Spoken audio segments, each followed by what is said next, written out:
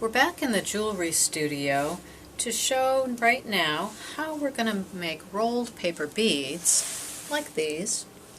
Hi. We're going to make rolled paper beads, which is a super simple thing to do, and you're going to have so much fun with this. You're probably going to want to make jewelry for everyone you know using paper. You can use any kind of paper you like. You can use a calendar like this. You could use an old book, wrapping paper, old maps. Just look around and see what looks interesting to you.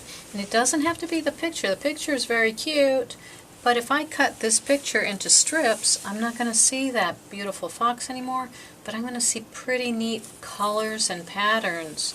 So that's the thing that we're looking at when we cut these paper beads out, is what kind of patterns and colors are we going to see when we put it together.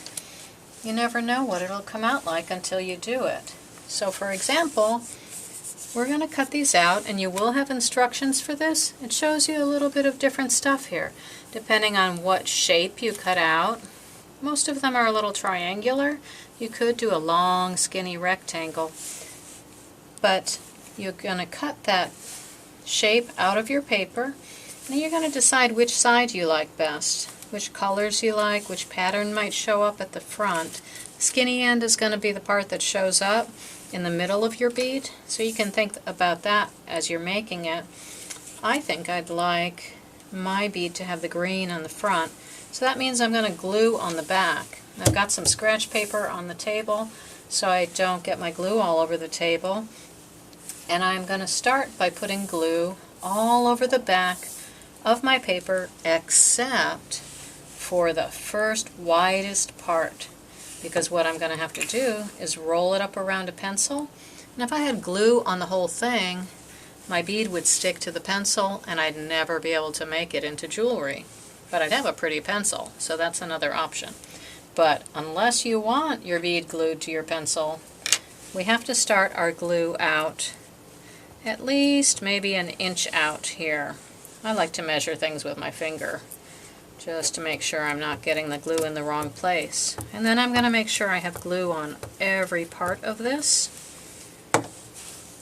I'm going to move my paper over so it's not just sitting in the glue while I take my pencil and roll, starting at the wide end, holding it tightly.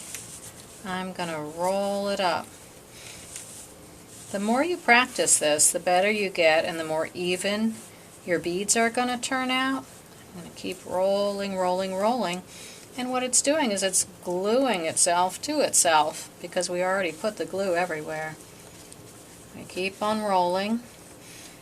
When we make a lot of these kind of beads, we can put them together in any combination to end up creating a necklace or bracelet. Really neat thing. This one is pretty long because it started out as a wide shape.